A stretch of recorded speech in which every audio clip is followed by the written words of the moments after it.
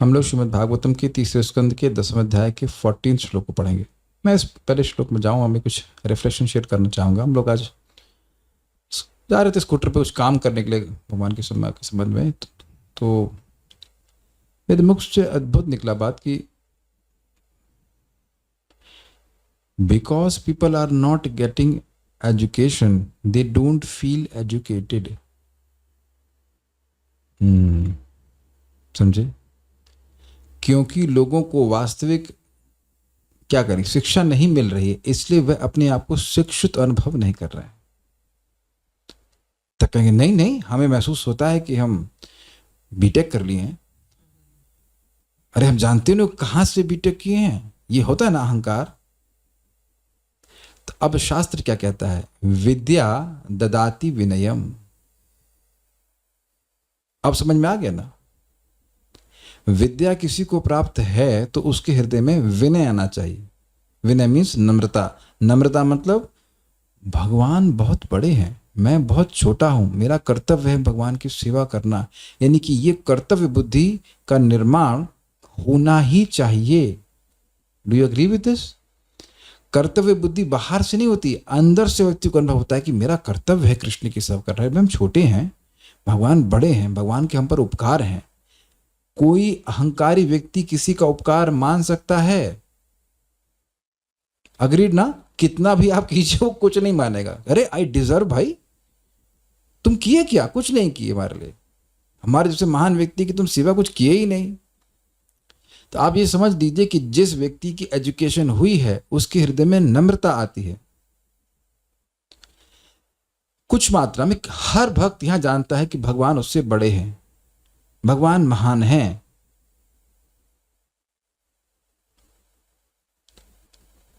तो अब आप बताइए कि मैंने कहा कि अगर व्यक्ति को शिक्षा प्राप्त होगी तो वह शिक्षित अनुभव करेगा, यानी कि उसको उस शिक्षा का रिजल्ट अनुभव होना चाहिए। जैसे मान लीजिए आपको भूख बहुत कस के लगी है। जैसे आज हम लोग बहुत सारा काम कर रहे थे, तो 4:30 तक नॉन स्टॉप सेवा करते रहे, तो भूख लग गई बहुत कस के। तो अब मुझे उस समय बुढ़िया के बाल खिला दिए गए होते। बुढ़िया के बाल जानते हैं आप लोग, खाएं कभी? लाल लाल से बना के देता है, वो इतना बड़ा लगता है, इतना बड़ा बड़ा। बचपन में हम खाए थे उसको, मतलब चीटिंग महसूस किया, यार ये बहुत चीटिंग है। इतना उस समय 1 रुपये 2 रुपये का था, तो मुंह में गायब। समझे आप? कुछ पेट में पहुंचा ही नहीं, मुंह में ही गायब। है कि नहीं? तो आप समझ सकते हैं कि वह भोजन चीटिंग भोजन है। वो दिखा रहे हैं बहुत बड़ा बड़ा, बम्बास्टिक शब्द की बहुत बड़ा हो रहा है, पैसा भी ले रहे हैं, लेकिन वो गायब। फिर वैसे भूखे ही भूखे। समझ गए? तो आप असंतुष्ट अनुभव करेंगे ना। कुछ समय के लिए होगा, कुछ मीठा खाया लेकिन खत्म। तो अब अगर कोई व्यक्ति दाल चावल जैसा वास्तविक भोजन करता है तो कैसा अनुभव करता है? वह संतुष्टि का अनुभव करता है, और वह संतुष्टि दूसरा व्यक्ति नहीं बताता है, खुद बता देता है कि हाँ भाई हम संतुष्ट हो गए। तो जब व्यक्ति भगवान की भक्ति करता है तब उसको शिक्षा वास्तविक प्राप्त होती है। कि शिक्षा, वास्तविक शिक्षा क्या है?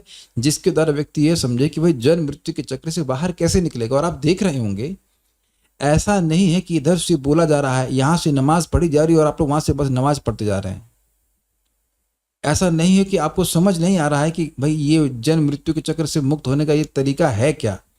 उम्मीद है कि आप लोगों का भी विवेक जागृत हो गया होगा कि भाई ये क्या करने से बंधन लगता है और क्या करने से बंधन नहीं लगता है, इन शब्दों का मतलब क्या है। क्योंकि देखिए बहुत से भक्त प्रश्न करते ही हैं, अच्छा प्रभु जी ये सांख्य का मतलब क्या है? कोई शब्द टीचर बोल रहा है तो इसका मतलब क्या है? आप विचार कीजिए, ऐसी एजुकेशन इस प्रकार से कहीं नहीं दी जाती है।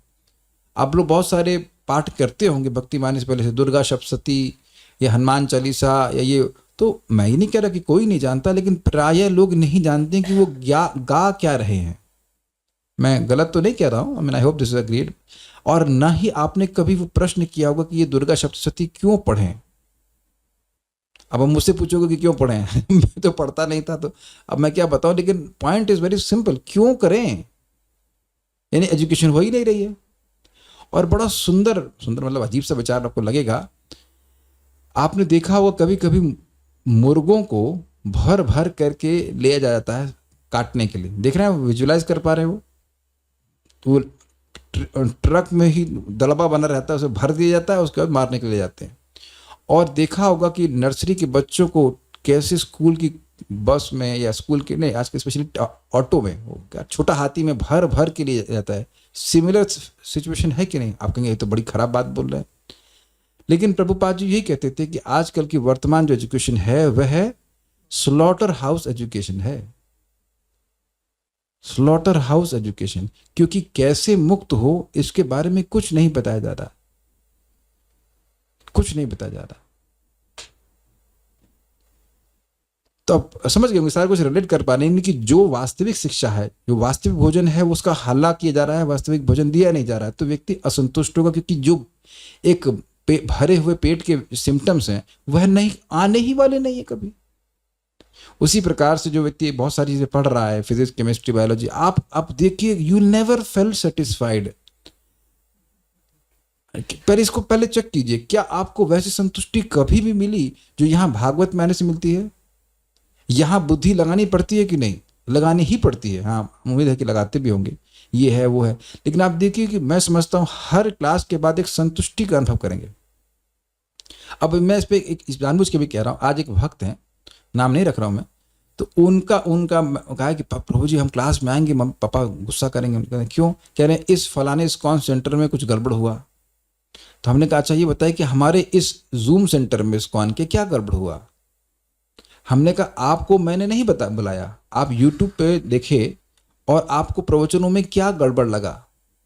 नहीं नहीं, हमको बहुत संतुष्टि मिली। तो हमने कहा आप अपने पिताजी के अनुभव से क्यों जा रही हैं?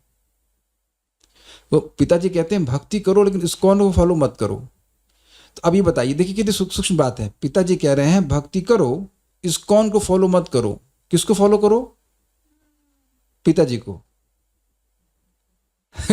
ना, तो हमने कहा चलो ठीक है, तो क्या पिताजी भक्ति के बारे में जानते हैं?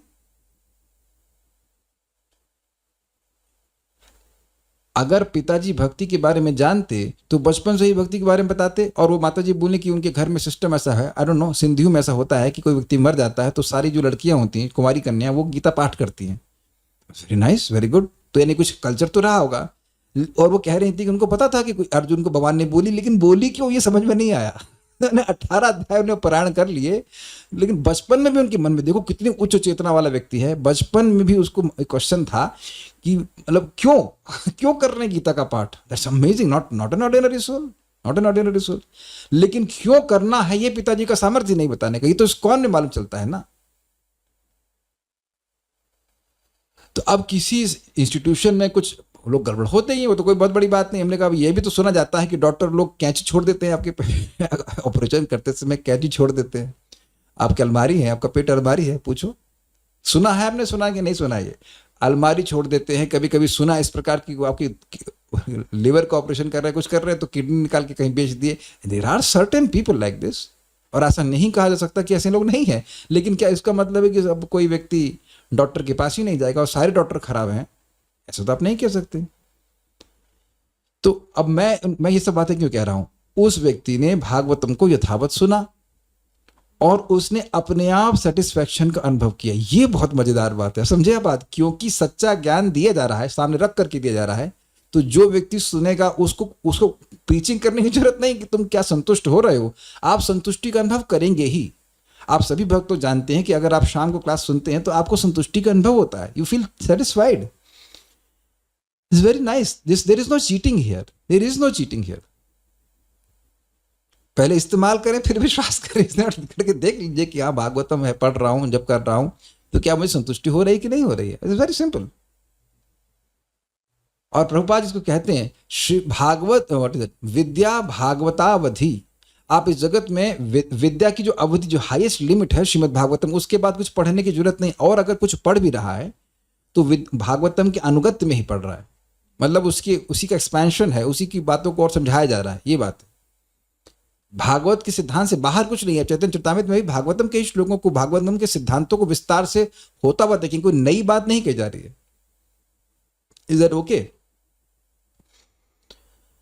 हाँ, तो मैं खाली ये कहना चाह रहा था कि एजुकेशन जब व्यक्ति को होती है, वास्तविक एजुकेशन होती है, तो वह वास्तविक रूप से एजुकेटेड फील करता है, संतुष्टि का अनुभव करता है। और आप ये बताइए, आप इस दूसरे एंगल से देख लीजिए, याद है ना जब 7वीं पढ़ रहे थे तो 6वीं की किताब दोबारा देखना नहीं चाहते थे। और यहाँ पे आप देखिए, आज भी मैं अगर 1.1.2 खोल दूं तो आप वैसे ही तृप्त होंगे, वैसे ही लगेगा अरे भाई ये तो बहुत बढ़िया श्लोक है, बहुत अच्छा बहुत अच्छा। हर बार कुछ ना कुछ नया, हर बार कुछ नया आपको प्राप्त होता चला जाएगा। This is real education. तो अब हम क्यों सब यह बातें क्यों कह रहे हैं? भाई जिनकी रोटी पानी की व्यवस्था उनकी एजुकेशन से नहीं चलती, जो कि आजकल चलती भी नहीं है, तो उसमें माथा मारने की कोई भी जरूरत नहीं है। मैं बिल्कुल स्पष्ट कह रहा हूँ, लड़की के लिए 25 लाख रुपए साड़ी में शादी में खर्च करने की बजाय उसके लिए इन्वेस्ट कर दो म्यूचुअल फंड्स में, वो खाएगी आराम से, उसको फालतू फंड में नौकरी कहीं करने की जरूरत नहीं पड़ेगी। 4-5 साल में तो कई गुना हो जाता है, वट एवर जो सिस्टम होता होगा 2 गुना हो जाता है। मतलब है ना, करते हैं ना लोग 25 लाख 26 लाख खर्च करते हैं फालतू में, उसका लड़की नौकरी कर रही जिंदगी भर, क्या करोगे आप? We are being simply cheated by our parents also, हमारे माता पिता के द्वारा भी हमारी चीटिंग हो रही है। हमको, मैं वैद्य के पास गया था, हमने कहा मुझे थोड़ी सी मतलब एनर्जी चाहिए था कि मैं जब अच्छे से कर सकूं। कहते हैं जब तो बोरिंग ही लगता है। हमने कहा है, मैंने उनको सिखाया नहीं नहीं साहब जैसा नहीं है। कहते हैं जब तो साधना तो बोरिंग ही लगती है ना। मैंने कहा ना ना ना ना, ऐसा नहीं होता। आपको लग रहा है ठीक से सिखाया नहीं गया कि जब कैसे किया जाता है, तभी शायद आप ऐसा तो नहीं बोला। हमने कहा अगर आप अच्छे से करेंगे तो बड़ी तृप्ति होती है। तो देख रहे हैं कि लोग साधना भी कर रहे तो उनको पता नहीं कि साधना बड़ी सेटिस्फाइंग होती है। सुसुखम कर्तुम अव्ययम, जब भगवान बोल रहे हैं सुसुखम, तो फिर अन्यथा कैसे हो सकता है? अब मेरी बातें समझ रहे होंगे। हमारा बहुत बड़ा भाग्य है कि वो लोग कितने जन्मों के बाद एक प्रामाणिक एजुकेशन को प्राप्त कर रहे हैं। शिवदम, जो भगवान का प्रेम से भरा पार्षद बना करके जीव को भगवान के पास भेज देगी। ओके, सो ये सब बातें मैं बोल रहा था, और इसका एक प्रकार से बैकग्राउंड भी है कि जो भी हम बातें सुन रहे हैं यहाँ पे, ये सब बहुत महत्वपूर्ण है हमारे लिए। Everything will create auspiciousness for us. तो हम लोग ने काल के बारे में जनरल वे में सुन लिया, वो निर्विशेष है, सृष्टि आदि से होती है, तो जनरल बातें सुन ली। अब कुछ बातें जिनका एक्सपेंशन आगे होगा, कुछ स्पेसिफिक बातें करने के लिए यहाँ पे वर्णन हो रहा है कि भाई काल से और क्या क्या हो रहा है। तो यहाँ पे अब बात कर रहे हैं 10 प्रकार की सृष्टियों की। तो देखिए इसको थोड़ा समझ लीजिए। 10 सृष्टियों में से 9 सृष्टि करिए पहले। तो 9 सृष्टियां हैं, उसमें से 6 हैं प्राकृत जो कि भगवान के द्वारा होती हैं, और 3 हैं जो ब्रह्मा जी के द्वारा होती हैं, उन्हें कहते हैं वैकृत। क्या कहते हैं? वैकृत। कौन करता है वैकृत? ब्रह्मा जी करते हैं। और 6 जो हैं वो भगवान के द्वारा सृष्टि होती है। जैसे हमारे घर में ईंटें कॉन्ट्रैक्टर नहीं बनाता है, ईंट को ईंट के भट्टे वाला बनाता है। तो 2 प्रकार की सृष्टि हुई ना, सीमेंट को सीमेंट बनाने वाला बनाता है, अग्रीड। उन सबसे मिलकर के जो हमारा कॉन्ट्रैक्टर है वो लोगों को लगा करके फिर उसको सीमेंट और गारा वारा मिला करके फिर वह हमारे घर को बनाता है। तो जो इंजीनियर वाला काम है वह है ब्रह्मा जी का, उसे कहेंगे वैकृत। और प्राकृत जो है वो 6 प्रकार की सृष्टि, उनका आगे भी वर्णन आएगा, वह है वो भगवान के द्वारा होती है। और ये 6 + 3 हो गए 9। और देवताओं की सृष्टि से उसमें 4 कुमार हैं, उनको प्राकृत और वैकृत दोनों कहते हैं। प्राकृत और वैकृत वो दोनों हैं, स्पेशली इसे कौमार स्वर कहते हैं। कौमार स्वर मतलब जो 4 कुमार हैं उनका, और अब आके डिटेल में देखते हैं कि और किसी का भी, लेकिन बोलते हैं कि देवताओं की सृष्टि, लेट अस विल डिस्कस। इतना बोला कि देवताओं की सृष्टि जो है वो प्राकृत और वैकृत दोनों है। वो किस प्रकार से मैं नहीं जानता हूँ, उसको मैं डिटेल जब पढ़ेंगे टीकाओं में तो समझ में आएगा, लेकिन वो 10वीं प्रकार की सृष्टि है। ये सब बातें यहाँ पे कही गई, तो मेरे पीछे बोलिए। सर्गो नवविधस्तस्या प्राकृतो वैकृतस्तु यः। सर्गो नवविधस्तस्य प्रकृतो वैकृतस्तु यः। प्रकृतो नहीं है, प्रा प्रा। देखिए प्राकृतो इंग्लिश में भी आप पढ़ रहे हैं तो उसमें एक के ऊपर ऐसे हेलीकॉप्टर से बना होगा, प्रा है वो। सर्गो नवविधस्तस्य प्राकृतो वैकृतस्तु यः। सर्गो नवविधस्तस्य प्राकृतो वैकृतस्तु यः। कालद्रव्य गुणैरस्य त्रिविधः प्रतिसंक्रमः। कालद्रव्य गुणैरस्य त्रिविध प्रतिसंक्रमः। फैन की वजह से हिल रहा, आप लोग को लग रहा है कि मैं हिल रहा हूँ? You feel like this? No, is it okay? ऐसा लग रहा है कि कैमरा मेरा हिल रहा है हल्का हल्का, लिटिल बिट। यस, हमारे सामने एक इसको कहाँ है रिमोट?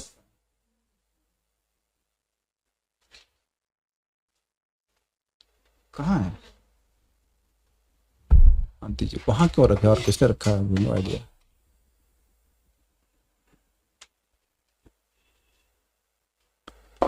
सर्गो नवविधस्तस्य प्राकृतो वैकृतस्तु यः सर्गो नवविधस्तस्य प्राकृतो वैकृतस्तु यः कालद्रव्य गुणैरस्य त्रिविधः प्रतिसंक्रमः। कालद्रव्य गुणैरस्य त्रिविध प्रतिसंक्रमः।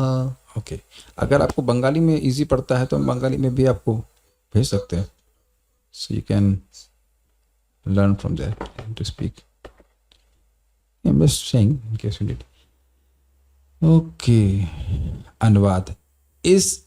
उस एक सृष्टि के अतिरिक्त जो गुणों की अन्योन्य क्रियाओं के फलस्वरूप स्वाभाविक रूप से घटित होती है, 9 प्रकार की अन्य सृष्टियां भी हैं। क्या मतलब है भाई?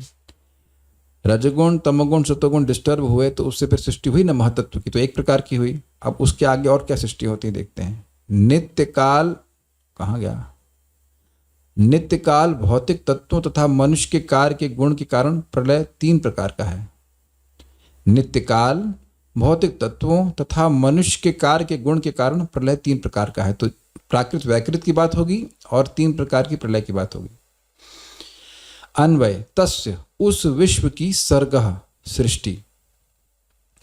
एक बार तो सृष्टि हो गई विश्व की, उसके आगे और हो रही है, तो कह रहे हैं नवविधा, 9 भिन्न भिन्न प्रकार की होती है, 6 प्राकृत एवं 3 वैकृत। समझ में आ गया? 6 है प्राकृत अर्थात जो प्रकृति के तत्वों से होती है, बेसिकली भगवान के द्वारा होती है, इसमें ब्रह्मा जी कुछ नहीं करते हैं। जैसे कि मैं कहूं कि भाई पृथ्वी बनाने में ब्रह्मा जी ने क्या किया, तो कुछ नहीं किया। जल बनाने में ब्रह्मा जी ने क्या किया, कुछ नहीं किया। आपने देखा था कि जल को वह देखे थे, बनाए नहीं थे।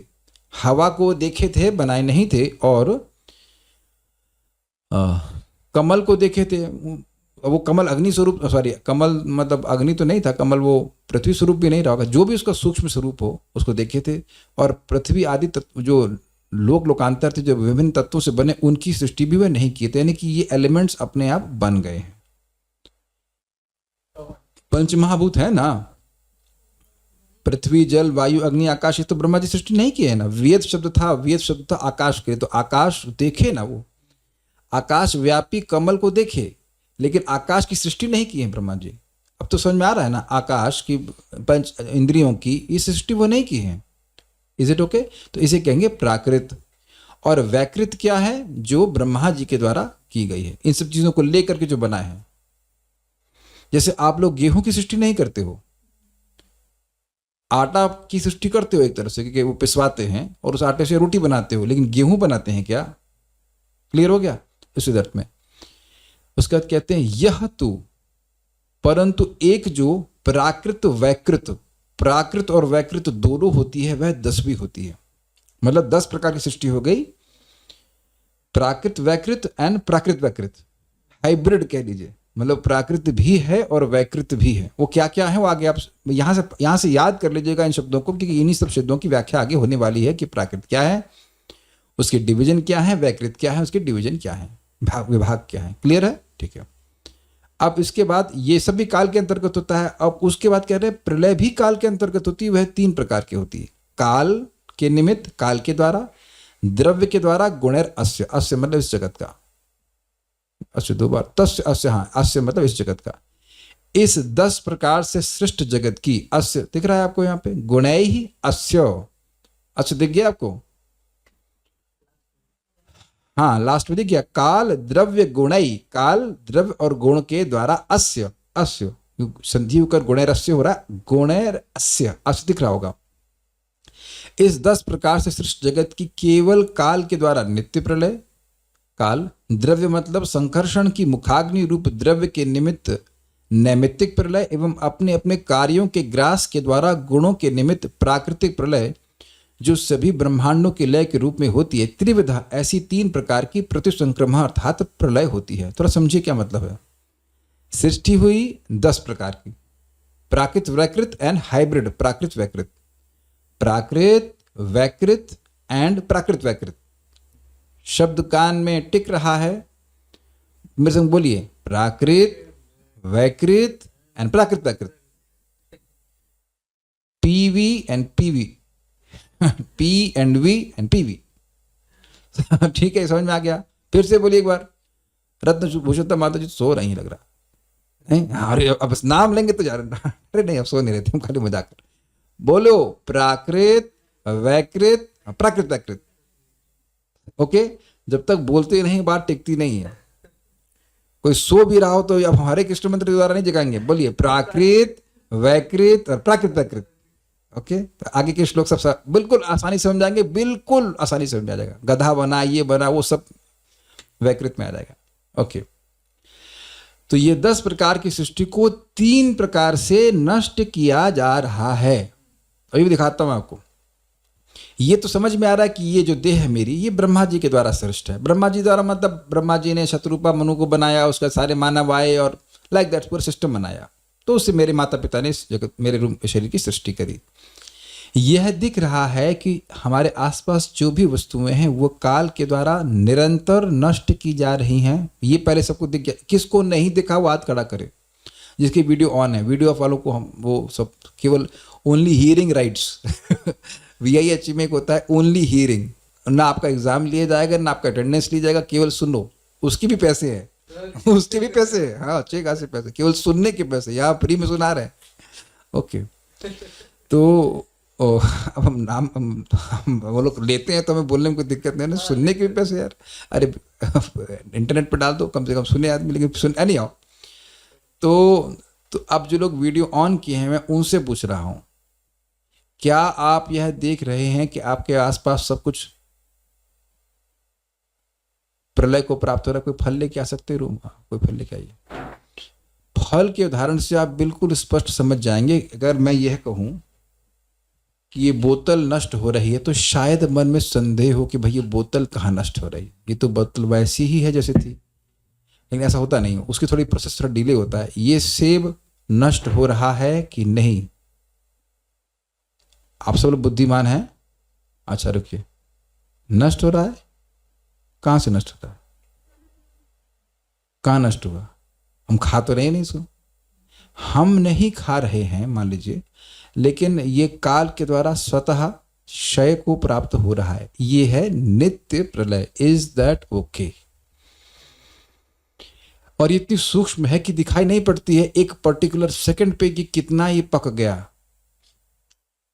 एकदम क्लियर हो गया? तो ये काल के निमित्त अर्थात काल के कारण होती है। एकदम स्पष्ट समझ आ गया? इसे कहते हैं नित्य प्रलय। क्या कहते हैं? आज थोड़ा अधिक समय है तो हम बोलवा के ट्यूशन में होता है ना, ट्यूशन पढ़ाते हैं। क्या कहते हैं? लोग बोल ही नहीं बोलेंगे। क्या कहते हैं? नित्य प्रलय। नित्य प्रलय किसको कहते हैं? जो काल के द्वारा स्वतः होती रहती है और कुछ क्रिया नहीं, केवल काल की क्रिया है। अच्छा, ये क्लियर हुआ। अब द्रव्य क्या है? द्रव्य के निमित्त क्या है? इसको बता रहे हैं कि भाई जब गर्भोदकशय विष्णु मतलब ब्रह्मा जी का दिन का अंत होता है, दिन का, जिंदगी का नहीं, यानी कि 1000 चतुर्युगों के बीतने के बाद उसको कहते हैं नैमित्तिक प्रलय। और उसमें भगवान संकर्षण के शेषनाग उनके मुख से अग्नि प्रकट होती है और तीनों लोक यानी कि महर लोक से नीचे तक सब नष्ट हो जाता है। ये कई बार सुन चुके हैं। वो अलग टाइम हो रही है। ये नित्य प्रलय हमेशा हो रही है। और ये कब होगी? ये ब्रह्मा जी के दिन के अंत यानी ब्रह्मा जी के 12 घंटे के बाद यह प्रलय होती है। तो नैमित्तिक मतलब बार बार हो रही है। अब हुआ, उसके बाद फिर प्रलय, फिर सृष्टि हो जाएगी। ब्रह्मा जी का दिन फिर से आएगा, फिर से वो लोग आ जाएंगे, फिर उसके बाद प्रलय होगी। तो ब्रह्मा जी के 12 घंटे के बाद जो प्रलय हो रही है, संकर्षण देव की मुख से निकलने वाली अग्नि, उसको कह रहे हैं नैमित्तिक प्रलय। और उसी को यहाँ पे द्रव्य शब्द से सूचित किया गया है। अब जब ये ब्रह्मा जी का दिन समाप्त हो जाता है तो क्या महतत्व भी नष्ट हो जाता है? तो आप जानते हैं कि महतत्व नष्ट नहीं होता। क्या प्रकृति के तत्व भी नष्ट हो जाते हैं? नहीं नष्ट होते हैं। सब कुछ रहता है।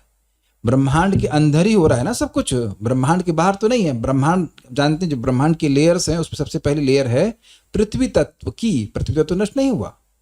उसके बाहर जल, और उसके बाद अग्नि, फिर वायु, और फिर आकाश, उसके बाद महतत्व, उसके बाद प्रधान। यही है ना 7 लेयर्स है। I am not wrong? Yes.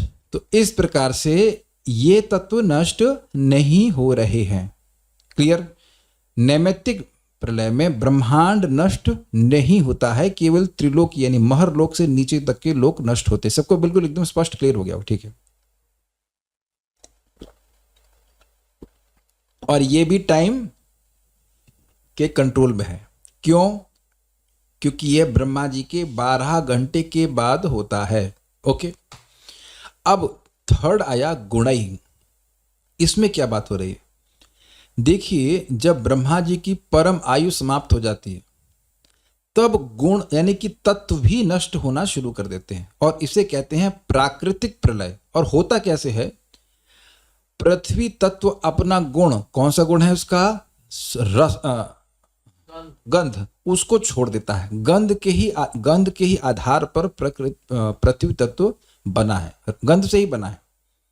गंध जब जल से मिलता है, जल तत्व से, तो तो पृथ्वी तत्व की सृष्टि होती है। तो गंध अपने पृथ्वी तत्व को छोड़ दिया तो वह पृथ्वी तत्व क्या हो गया? अपने अस्तित्व को नष्ट मतलब छोड़ देता है, खत्म हो जाता है।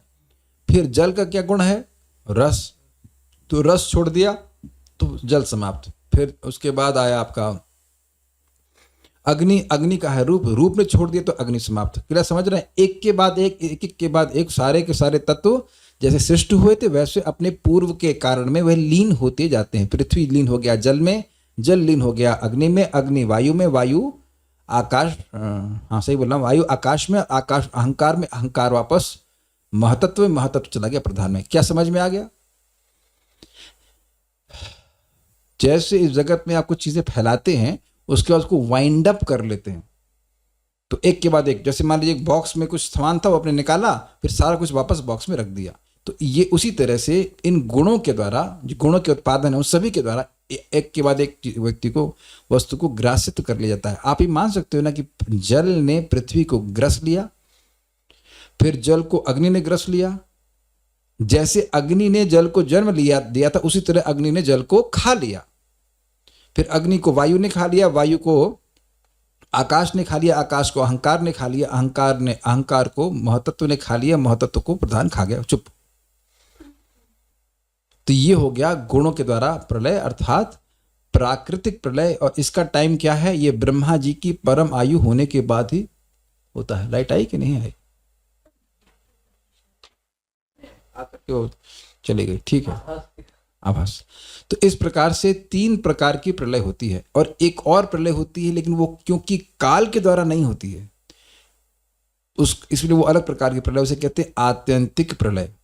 वो आप लोग को, हम लोग को, सबको प्राप्त होगी जब हम देह त्याग करके वैकुंठ चले जाएंगे, तब वह प्रलय हो गया ना। फिर आपके वो प्रलय है आपके जन्म चक्र की प्रलय, बार बार जन्म लेना, बार बार मरना, उसकी भी तो प्रलय हो गई, लेकिन वो टाइम के द्वारा डिपेंडेंट नहीं है।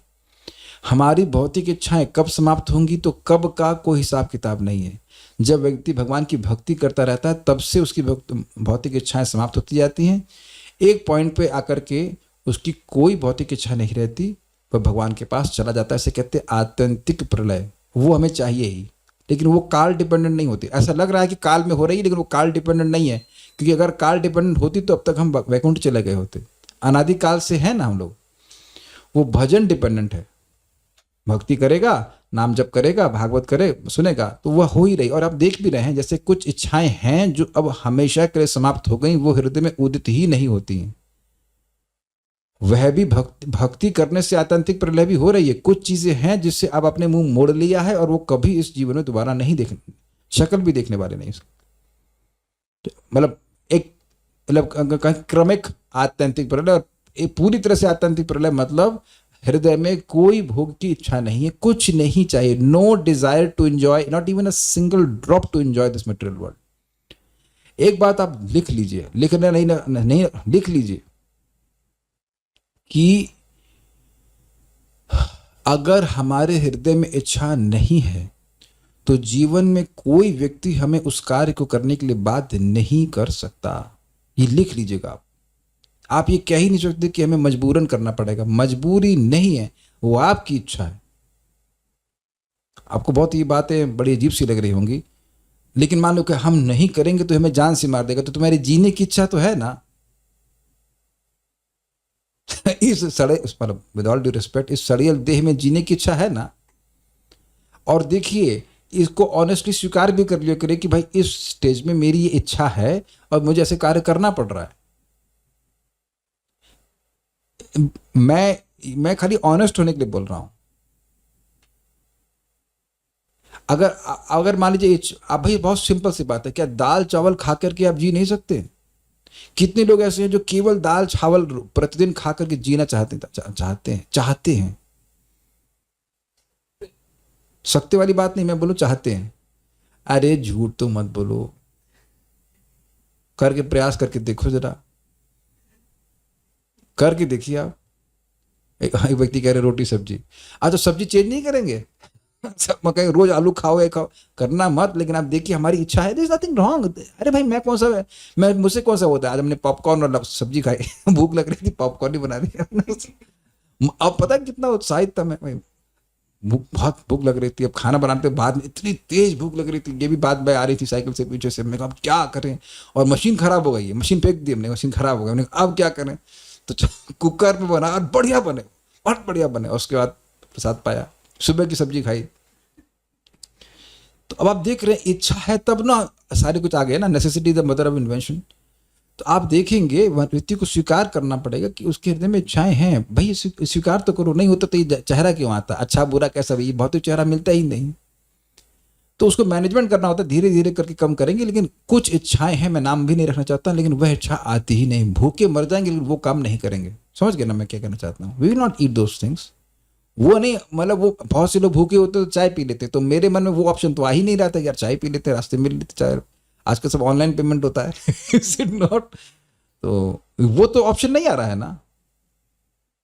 बहुत से भक्त है ना जो भक्ति में आने के बाद अब चाय तो बिल्कुल देखे ही नहीं है। इवन हर्बल चाय शब्द भी खराब लगता है, जब चाय की चाह ही समाप्त हो गई, तो उस उधर आपने प्रयास ही नहीं किया ना।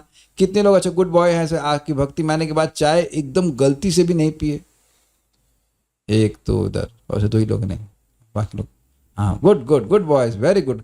तो वह उसकी उस इच्छा की आत्यंतिक प्रलय हो गई कि नहीं हो गई? और वो नहीं उदित होने वाली है, उम्मीद है एटलीस्ट इस जीवन में नहीं होने वाली है।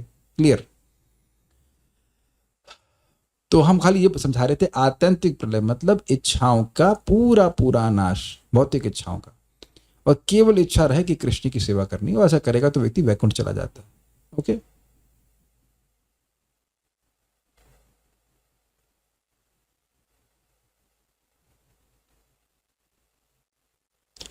प्रकृति सृष्टि, प्राकृत सृष्टि भगवान करते हैं, इसका मतलब ये है ना कि वो अपनी बहिरंगा शक्ति के द्वारा करवाते हैं, ये भगवान खुद डायरेक्ट कर रहे हैं? क्या भगवान स्पर्श कर रहे हैं?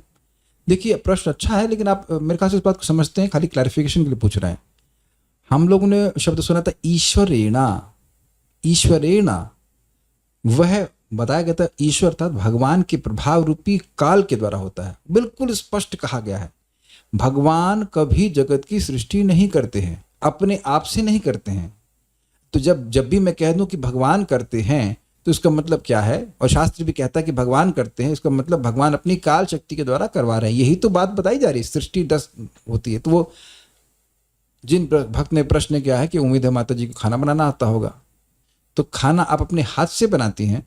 आपने प्रश्न नहीं किया, तुंग विद्या माता जी आप अपने हाथ से खाना बनाती हैं? जानते हैं कि इस तरह का प्रश्न करने का मतलब घुमा के कुछ पूछ रहे हैं। अच्छा आप अभी नहीं बना रहे, अभी सीखी नहीं है, बच्ची है छोटी। प्रिय शो माता जी आप तो खाना अपने हाथ से बनाती हैं ना? हाथ से।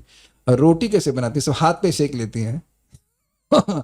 लिया उसी से हाथ से, न चकला न बेलन न क्या कहते हैं वो तवा न गैस, कुछ नहीं, सब ऐसे ही हाथ में ही सब रोटी बन जाती है। अच्छा हाथ का स्पर्श नहीं करते, तो हाथ से आप चकले का स्पर्श करते हैं, जो भी करते हैं उससे आप बना लेते हैं। अग्रीड? क्लियर? तो वो निमित्त कारण हुआ ना। तो अब भगवान को तो खैर ऐसे नहीं हाथ पर चलाना नहीं पड़ता, उनकी इच्छा शक्ति काल से ही जगत की सृष्टि करते। तो ये बिल्कुल स्पष्ट है कि इस वो काल शक्ति के द्वारा करते हैं, खुद बैठ के नहीं बना रहे हैं। आई थिंक ये तो बहुत अंडरस्टूड है, लेकिन आपने क्लैरिफाई किया। तो ये हमेशा ध्यान रखना कि जब मैं बोलूंगा कि भगवान सृष्टि कर रहे हैं, ये शास्त्र में दूसरे स्कंद में भी आया है, शायद तीसरे में भी आया है, कि जब भगवान कर रहे हैं तो उसका मतलब है कि भगवान की इच्छा से ये प्रकृति कर रही। मया दक्षिण प्रकृति सूयते सचराचरम हेतु नाने न कौन्तेय जगत भी परिवर्तते। मेरी अध्यक्षता में ये सृष्टि भौतिक शक्ति कर रही, इसीलिए तो भगवान ने भौतिक शक्ति को जागृत किया। उसको जागृत करने की जरूरत है। जैसे कि पति पत्नी को बोलता है भाई आज ये चीज बना देना, तो उसकी आज्ञा से हुआ ना, उसकी इच्छा से हुआ ना, ये बात है। हाँ ओके, तो ये सब बातें समझ में आ गई। तो इस श्लोक में 10 प्रकार की सृष्टि और 3 प्रकार की प्रलय का वर्णन है। एक इंटरेस्टिंग बात है कि हमारी इच्छाएं ये सब जो है ये मतलब काल नष्ट नहीं करता है, काल नष्ट नहीं करता। अच्छा, जब हम भजन करते हैं तो वो नष्ट होती, इसीलिए यहाँ पे उसको नहीं रखा गया। जो आत्यंतिक प्रलय है उसको वो काल पर डिपेंडेंट नहीं, इसलिए यहाँ पे नहीं रखा गया। सर्ग नवविधस तस्य, तस्य मतलब उस ब्रह्मांड की जिसकी सृष्टि भगवान ने करी, उसमें 9 प्रकार की सृष्टियां हैं, प्राकृत और वैकृत। लेकिन जो प्राकृत और वैकृत है, लेकिन जो प्राकृत वैकृत है वह 10वीं है। भाई इसको अन्वय करने मेरा दिमाग घूम गया। सीधा सीधा श्लोक देखेंगे तो लगेगा 9 प्रकार की सृष्टि है, प्राकृत हो गई 6 और उसके बाद 3 हो गई वैकृत, है ना, सिंपल। लेकिन फिर यह तू कैसे लगाएंगे, लेकिन जो, अब लेकिन जो को कहां फिट करेंगे? तो हमारा तो दिमाग घूम गया कि ये क्या मतलब है अन्वय में।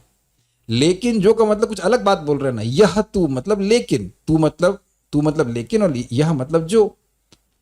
तो बेसिकली पॉइंट क्या है, पहली लाइन का मतलब है कि 9 प्रकार की सृष्टि है, उसको आगे समझ लेना कि उसमें वो प्राकृत और वैकृत होती है। लेकिन जो प्राकृत वैकृत होती है वो 10वीं प्रकार की है। इस तरह से अर्थ है। Bhagavatam is too much, you know. एकदम सिंपल श्लोक लगता है, लेकिन जब आप उसको अन्वय से समझेंगे तो लगे अरे नहीं, ऐसे नहीं, it's not that simple and straight forward.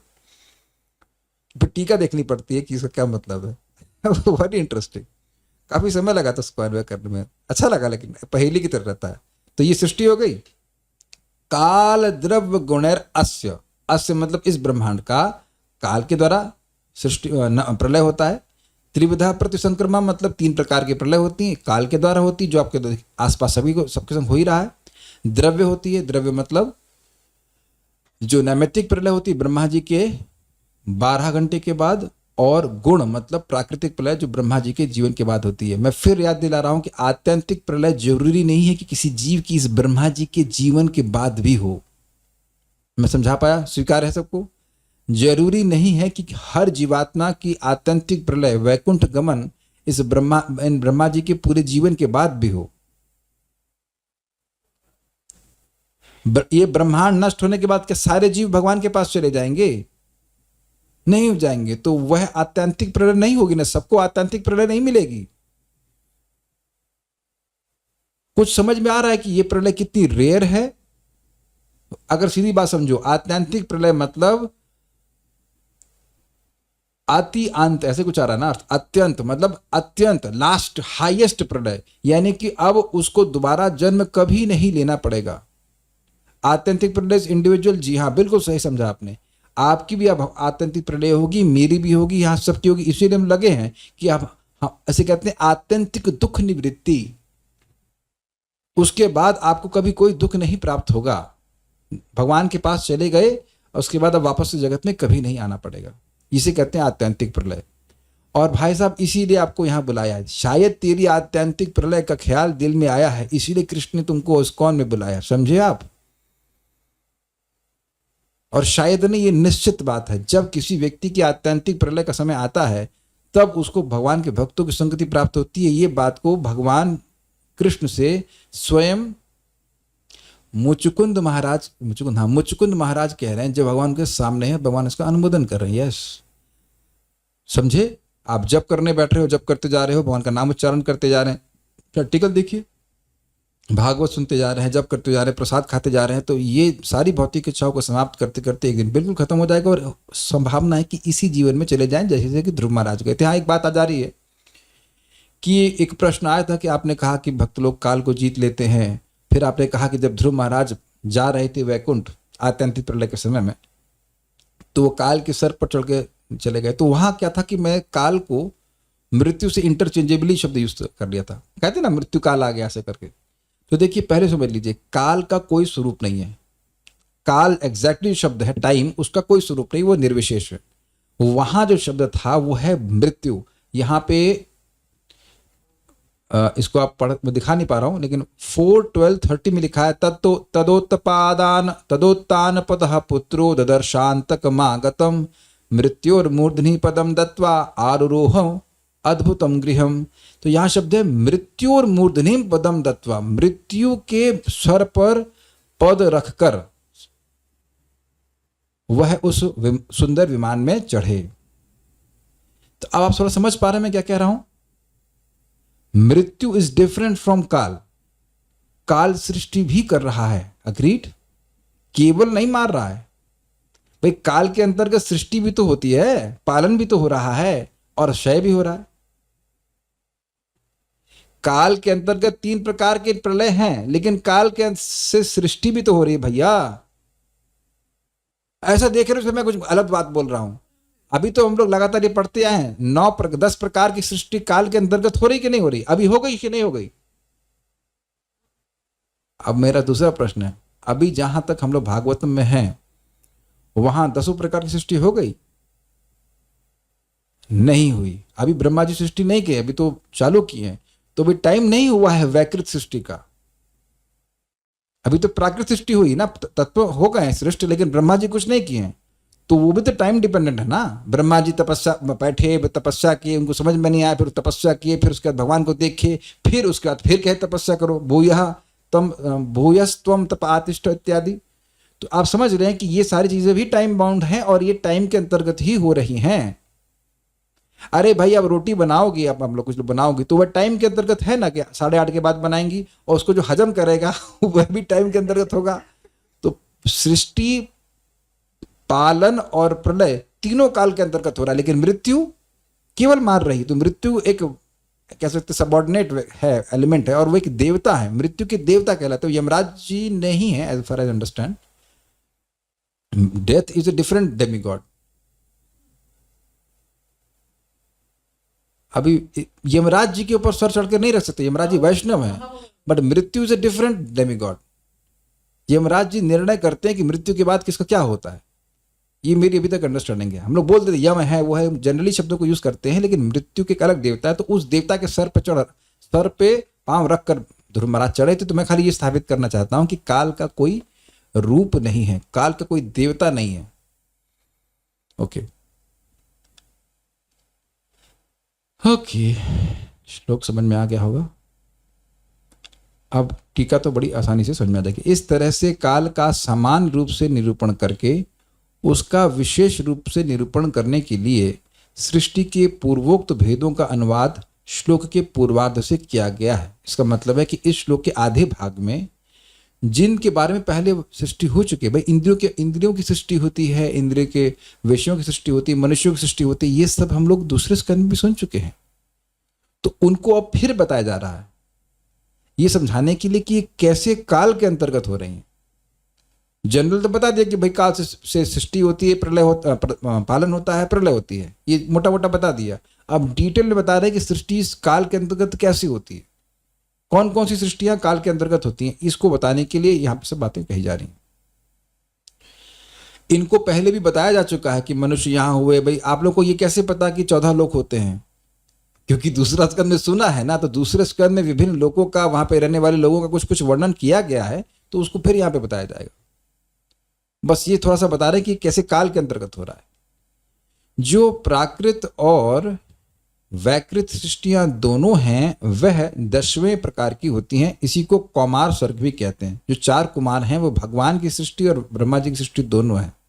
अब वो हम अभी आपको बिल्कुल सही बोल रहे हैं, वो कैसे है वो जब वहां पे अभी आएगा तो हम वहां पे जरूर आचार्यगण कुछ बोलेंगे, वहां देखेंगे। काल के कारण होने वाले 3 प्रकार के प्रलयों को श्लोक के उत्तरार्ध में बतलाया गया। उत्तरार्ध मतलब उत्तर मतलब बाद वाले आधे भाग में दिख गया था ना, काल द्रव्य गुणैर अस्य त्रिविधा प्रतिसंक्रमः। तो ये श्लोक का दूसरा वाला भाग था, उसमें बताया गया कि काल के अंतर्गत प्रलय कैसे होती है। क्लियर? केवल काल के कारण नित्य प्रलय होता है, व्याख्या कर दी मैंने। लगातार प्रलय हो ही जा रही है। संकर्षण के मुख से निकली अग्नि के कारण जो प्रलय होता है वह नैमित्तिक प्रलय होता है कहलाता है, और ये ब्रह्मा जी के दिन के बाद में होता है। एवं जब गुण अपने अपने कार्यों को अपने में लीन करने लग जाते हैं तो उसको प्राकृतिक प्रलय कहते हैं। इसकी व्याख्या भी मैंने भी कर दी थी शुरुआत में। तात्पर्य, नियमबद्ध सृजन तथा संहार परम इच्छा के रूप में होते हैं, और परम इच्छा क्या है? काल के रूप में। काल भगवान की इच्छा शक्ति की अभिव्यक्ति है। भौतिक तत्वों की अन्योन क्रियाओं से अन्य सृष्टियां भी होती हैं जो ब्रह्मा की बुद्धि के द्वारा घटित होती हैं। बाद में इनकी विशद व्याख्या की जाएगी। संप्रति इस समय केवल प्रारंभिक जानकारी दी गई है। 3 प्रकार के प्रलय के कारण है। संपूर्ण ब्रह्मांड के प्रलय के निर्धारित काल के कारण, अनंत के मुख से निकलने वाली अग्नि के कारण, मनुष्य के गुणात्मक कार्य कारणों के फलस्वरूप। तो वही बात प्रभुपाद ने समझाई है। So this is done. And कोई प्रश्न है किसी भक्त का? नहीं। So will stop here. उम्मीद है कि बात कुछ पूछें। The boy was born partially in the dynasty of irreligion. His grandfather was death personified and the boy grew up as his follower. He became a greatly irreligious person. Mother, हाँ, very good. 4:13-39 का quotation देते हुए कहा गया है कि ये अंग महाराज अंग जो है ध्रुव महाराज के ही वंशज हैं, और वो अंग जो हैं उनका बेटा हुआ वेण। अंग की शादी हुई थी सुनीता से। Very good. और सुनीता बेटी थी मृत्यु की। मुझे अच्छे से याद आ रहा है। 4थे स्कंद में आपको अधर्म के वंशावली का वर्णन आएगा, तो उसमें ऐसा ही कुछ आ रहा है। मृत्यु भी है, तो मृत्यु यमराज नहीं, यमराज जी तो भगवान के पार्षद हैं, महाभागवत हैं, तो वह मृत्यु नहीं है। तो मृत्यु की बेटी है सुनीता, और सुनीता के पति है अंग, और उन दोनों के संग से हुए वेण। हाँ, तो अब एकदम क्लियर हो गया। Thank you for reminding this, is very good. 4:13-39 जिस व्यक्ति ने इसको कोटेशन भेजा है हमको, ये रो रहे थे कल, भगवान हम पर कृपा नहीं कर रहे हैं। जो टीचर को याद नहीं है वो उसको आप बोल दे रहे हो, और आप कह रहे हो कि ये कृपा नहीं है। तो हमें स्पॉटलाइट पे नहीं लगे। ये सब गुरिल्ला वॉरफेयर करते हैं, वीडियो ऑफ करके बोलते हैं सामने से नहीं बोलते। है किसी का दम यहाँ से? इतना भगवान ने आपको आशीर्वाद दिया है कि आपने कभी पढ़ा। बात मुझे याद थी लेकिन मुझे एकदम से मैं रिकलेक्ट नहीं कर पा रहा था। कितना सुंदर ज्ञान देखिए आपको दिया है।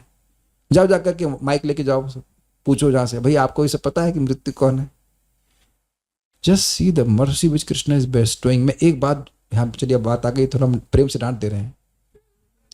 जो कृपा ठाकुर जी आप पर कर रहे हैं उसके लिए ग्रेटफुल तो होना शुरू कीजिए।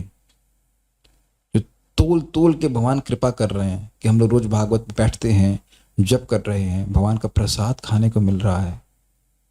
यहाँ किसी को प्रसाद पाने में तो दिक्कत नहीं है ना?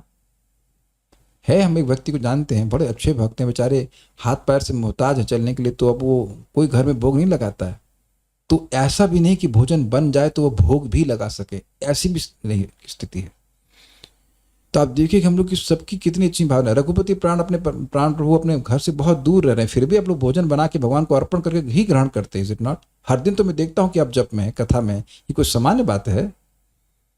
ऐसा शास्त्र आप जो पढ़ रहे हैं जिसको सुनने की इच्छा से ही भगवान आ जाते हैं, तो सुनने की इच्छा नहीं मर रही है, अर्थात भगवान आपके हृदय में आते ही जा रहे हैं। He has still not left you, he likes to come to your heart. Now think about that.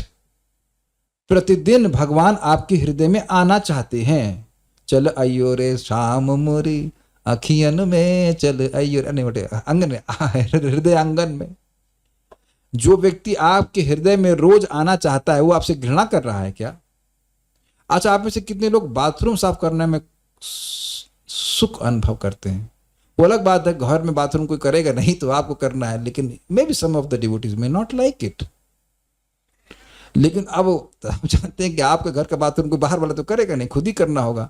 तो भक्त के हृदय का जो भी मल है वो भगवान स्वयं कथा के रूप में आकर के खुद साफ करते हैं। धुनोत शमलम कृष्णा सलिलस्य यथा शरद शरद, तो आई गई है। Quite interesting. तो आप ये कैसे कह रहे हो कि भगवान आप पर कृपा नहीं कर रहे? भाई साहब, यही कृपा है। और नहीं समझ में आ रहा तो लाओ, जो एक व्यक्ति को और लाके दिखाओ भागवत में। एक दिन ला दोगे ना तो अपने को ऐसे वेरी गुड वेरी गुड, एक दिन ला सके बड़ा मुश्किल होता है, और रोज लाके दिखाइए। हाँ, कई भक्त कल्याण प्रभु कह रहे हैं कि बेहोश करके लाएंगे वो ठीक है, अवचेतन मन सुने। So try to recognise Krishna's mercy because then you will feel Krishna is loving. Krishna is loving you. Because जब ये अनुभव होता है कि हमसे कोई प्रेम कर रहा है, तब उससे हम और अधिक प्रेम करते हैं। आप बताएं कि कीर्तन हमें भगवान को प्रसन्न करने की इंटेंशन से करना चाहिए, बट मैं भूल जाती हूँ और कीर्तन करना अच्छा लगता है इसलिए करती हूँ, तो क्या ये अपराध है? नहीं नहीं, इट्स ओके। देखिए, समझने का प्रयास कीजिए। बहुत अच्छा प्रश्न किया गया है। मान लीजिए कोई भक्त आपके घर में आ रहे हैं और आप उनसे प्रेम करते हैं, तो आप की इंटेंशन होती कि उनके अच्छा भोजन बनाए। अब लगातार आप बोलते नहीं रहते हो मैं उनके लिए अच्छा भोजन बना रही हूँ, मैं उनको प्रसन्न करना चाहती हूँ। नहीं, सहज रूप से कोई प्रतिकूलता नहीं है, प्रतिकूलता का भाव है कि नहीं? कॉन्स्टेंटली आप अच्छा बनाने का प्रयास कर रहे हैं, is that is there inbuilt ना। तो जीव के लिए ये अच्छा लगना, शास्त्र का कीर्तन कथा, ये तो जीव की स्वाभाविक स्थिति है। इसमें अपराध होने का कोई मतलब ही नहीं होता। अच्छा नहीं लग रहा ये उल्टा होता है, ये उल्टी बात है। अच्छा लग रहा है तो बहुत अच्छी बात है, अपराध कैसे हो जाएगा? ठीक है, और भी कुछ पूछ रहे हैं? ठीक है, वो हो गया, विल स्टॉप ना।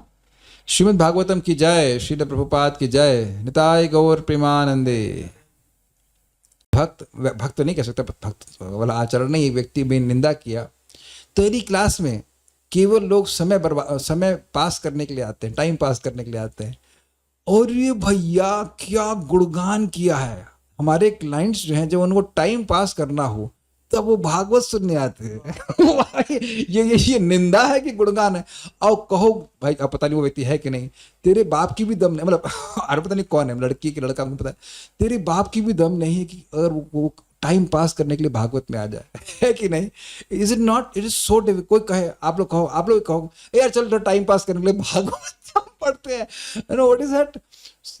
सुनो, अंताक्षरी लेके हरि नाम क्या है, समय बिताने के लिए सुनना है भागवत श्रवण। समय बिताने के लिए क्या क्या रखा है वो चीजें। किसी के मन में संकल्प आ रहा है कि हम समय बिताने के लिए भागवत सुने, तो भाई ये तो बहुत उत्कृष्ट बात है ना। पुण्य बिना तो श्रवण इच्छा न उत्पद्यते अर्थ। और दूसरे देखें आप में से कितने लोग इस बात का समर्थन करेंगे कि आप लोग टाइम पास करने के लिए आते?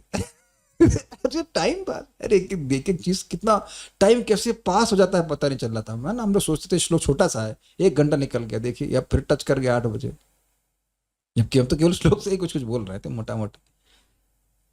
हम तो ये कह रहे पता नहीं वो बंदा है कि नहीं, तुम क्यों नहीं आ रहे हो टाइम पास करने के लिए? अरे भाई, लोग मूंगफली खाते हैं टाइम पास करने के लिए, तो उससे तो कई अनंत गुना अच्छा है ना कि भागवत में टाइम पास कर। चलो यार, चलो कुछ टाइम पास करे, भागवत ही सुन ले। अरे टाइम पास करेगा तो वो भी वह टाइम के बियॉन्ड चले जाएगा। अगर टाइम पास करने के लिए भी कथा में आ रहा है तो वो टाइम के बियॉन्ड चला जाता है। लगता है उस व्यक्ति ने सुना नहीं, आयुर हरति वैपम शाम। भैया टाइम तो ऐसे ही पास हो रहा है, काट रहा है सबको। जो भागवत में आता है उसका टाइम पास नहीं होता है। Is not like that. मजा नहीं आया, अच्छी वाली निंदा नहीं। कुछ ये तो पॉजिटिव था, ये तो गुणगान कर गए। और आप देखेंगे आगे जाके सीख लेना कि कभी भी सरस्वती, देख लीजिएगा, सरस्वती कभी वैष्णवों की निंदा नहीं कर सकती। मजेदार है, ना भगवान की ना वैष्णवों की। आप कभी देख लेना, अभी पता नहीं भाग गए लगता है, चैलेंज कर रहा हूं, करो निंदा, तुम कर ही नहीं सकते। जो भी व्यक्ति, तू कुत्ता है मान लो, कोई बोले हाँ तो प्रभुपाद के तो है, आमी तो कुकुरा तुम्हार, वैसे ना ऐसे कुछ आचार्यों ने बोला है कि हम आपके डॉग हैं, तुम निंदा हराम जादे। हाँ, जो बहुत ज्यादा राम बोलता है उसे हराम ज्यादा कहेंगे। You can not criticize. आप देखना कि आपकी निंदा कोई कर ही नहीं सकता, आप देखेंगे पॉजिटिव ही निकलेगा उसमें। ये शास्त्र वचन है। आचार्य दिखाते हैं कि जब कोई असुर भी भक्तों की निंदा कर रहा है या भगवान की निंदा कर रहा है तो उस सरस्वती उसका दूसरा अर्थ लेती है। It's quite interesting. और ये आप लोग ट्राई करना, क्योंकि आप लोगों को भी तो मिलेगा ना ऐसा कुछ कुछ नेगेटिव मिल रहा होगा। तो आप लोगों के लिए पहेली है, कोई आपकी निंदा करता है तो आप देखना कि क्या सरस्वती, सारस्वत अर्थ लीजिए कि क्या वो गुणगान कर रहा है, और अब मुझे बताना कि मुझे ऐसा कहा गया और मैंने इसका ये सारस्वत अर्थ लिया, तो आप कवि बन जाएंगे।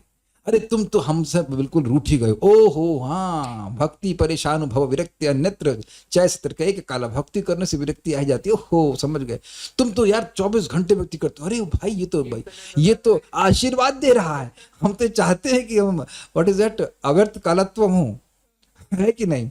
Like that. और कुछ भी अगर निंदा हो तो आप बताना, हम भी प्रयास करेंगे सारस्वत अर्थ निकाल के देखिएगा। तो आप लोगों से निवेदन है कि अभी नेक्स्ट टाइम कोई भी निंदा करे, स्पेशली भक्ति करने के लिए, तो आप उसका सारस्वत अर्थ बताना कि ये कहा गया और हमने इसका अर्थ ये निकाला, then you will be always happy. तो ओके, जीवन व्यर्थ कर रहे हैं, व्यर्थ मतलब विशेष अर्थ को प्राप्त करने के लिए लगा हुआ है कि नहीं। जीवन देखिए ना, वीक हो लेते हैं, व्यर्थ कर रहे हैं। और नहीं, एक और अमेजिंग है, तुम लोग बड़े स्वार्थी हो। हाँ, नते विदुम स्वार्थ गति ही विष्णु, अपना स्व अर्थ है भगवत की, विष्णु की गति। या ऐसे कर लीजिए, जीवन व्यर्थ कर रहे हो, हाँ उसको कंप्लीट कर दीजिए भागवत के बिना, ये अच्छा है ना। जीवन व्यर्थ कर रहे हो भक्ति के बिना। उन्हें फुल स्टॉप तो नहीं लगाया ना कि बोले जीवन व्यर्थ कर रहे हो फुल स्टॉप, ऐसा नहीं बोले, बोले जीवन व्यर्थ कर रहे हो फुल स्टॉप आप लगाओ, जीवन व्यर्थ कर रहे हो। हाँ बिल्कुल सही बात है, भागवत के बिना, भक्ति के बिना व्यर्थ कर रहे हो। व्यर्थापि दुख निवहम वहनी कितार्था, कहते हैं तुम काम चोर हो, काम चोर हो, इसलिए जॉब नहीं करती, बस हरे कृष्णा करती हो। तो ये जॉब है ना, बी की जगह पी, थोड़ा स्पेलिंग मिस्टेक है। तुम जॉब क्यों नहीं करती, बोलते जॉब क्यों नहीं करती। देखिए गलत बात है, थोड़ा समझिए। वो समझा नहीं पा रहे हैं, वो ये नहीं समझ पा रहे हैं कि आप एम्परर की जॉब में लगी हुई हैं। मान लीजिए आप प्राइम मिनिस्टर की सेक्रेटरी होती, तब भी वो कहती कि तुम जॉब नहीं कर रही। क्यों भाई? तो आचार्य समझाते हैं कि जो व्यक्ति सम्राट की सेवा कर रहा है, वो ये नीचे के चिल्लर मिल्लर की सेवा क्यों करेगा। तो उनको ये दिख नहीं रहा है, बेचारे वो देख नहीं पा रहे हैं कि हम लोग किसकी सेवा कर रहे हैं। तार मध्य सर्वश्रेष्ठ नाम संकीर्तन, बोलते हैं तुम तो साधु बन गए हो। अरे यार तो ये गलत है, साधु मतलब अच्छा, आप साधु मतलब खराब मानते हैं। अच्छा आप बताइए मुझे, आप साधु मानते हो कि नहीं मानते हो? अच्छा सब लोग ये बताओ ईमानदारी से, कितने लोग मुझे साधु मानते हैं? दिखता तो हूं मैं, लेकिन कितने लोग साधु मानते हैं?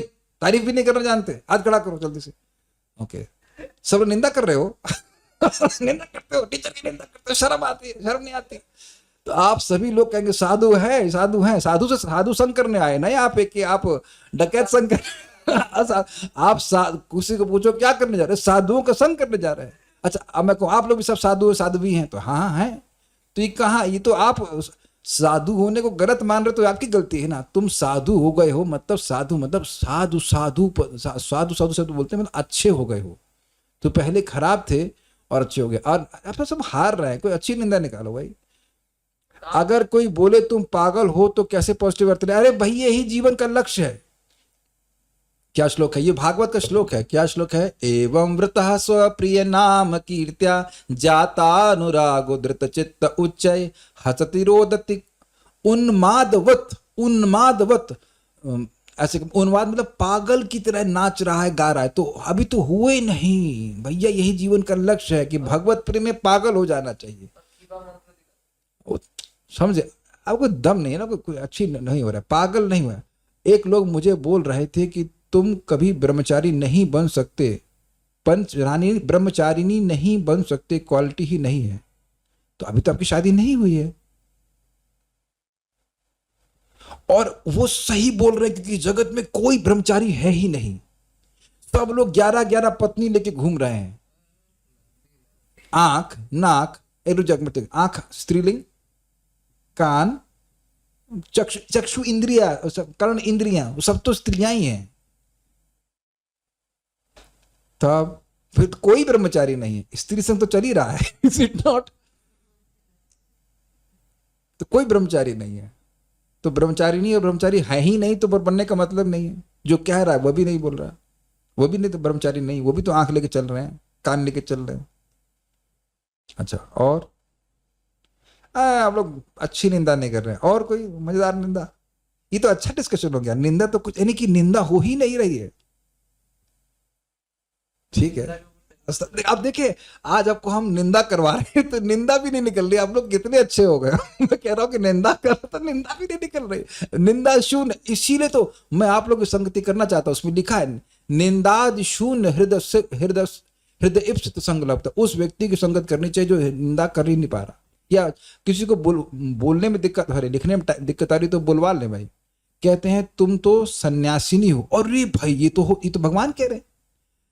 What is that? शुभाशुभ फलैरेवं मोक्ष से कर्म बंधनई संन्यास योग युक्तात्मा विमुक्त माम उपैस्यसि। तुम अगर हर कर्म को मुझे समर्पित करते हो तो तुम चाहे किसी अवस्था में हो, संन्यास योग में, संन्यास मतलब समन्यास, मतलब जो व्यक्ति अपनी सही स्थिति में हो। ये तो गुणातीत अवस्था है ना, स्वरूप में स्थित होना। संन्यास मतलब अपने कृष्ण के सेवक के रूप में अपनी स्थिति में रहना, उसको संन्यास कहते हैं। तो वो तो आपको कह रहे कि तुम गुणातीत हो गए, जबकि हम लोग हुए नहीं। कह रहे संन्यास हो नहीं पा रहा यार, हम नहीं पा रहा, दिक्कत हो रही है। जैसे मान लीजिए आप देखो, करन्यास कहते हैं, हाथ के द्वारा तिलक लगाते हैं। तो तिलक मान लीजिए आप अपने चरण में तो नहीं लगाते हैं ना, तिलक लगाने की सम्यक स्थिति है कि अपने हाथ पे लगाते हैं, माथे पे लगाते हैं। Got it? इसे कहते हैं संन्यास। तो आप सन्यासी हो तो बहुत अच्छी बात है, वो तो है ही। तुम्हें घर वालों से कोई मतलब ही नहीं। अरे घर वालों से ही तो मतलब है भाई। और भैया से सुनने जाते हैं क्लास, भैया रोज ट्यूशन पढ़ाते हैं, है कि नहीं? कृष्ण संसार। आप ही बताइए कि मेरे से मतलब है कि नहीं? किसी व्यक्ति का यहाँ पे मेरे से नहीं मतलब है, हाथ खड़ा करो, आएगा ही नहीं। हाथ खड़ा करने के लिए नहीं, अरे इतना मतलब है कि छोड़ ही नहीं पा रहे हैं भाई। सुबह सुन रहे हैं, शाम को सुन रहे हैं, जब कर रहे हैं, तो मतलब ही मतलब भाई। अच्छा ये बताओ, कोई माता जी बता दीजिए कि मैं घर पे आऊंगा तो प्रसाद भी नहीं पूछोगी? अरे नहीं प्रभु जी बना के दूंगा, क्या क्या जो बताइए। Is it not? Is it not?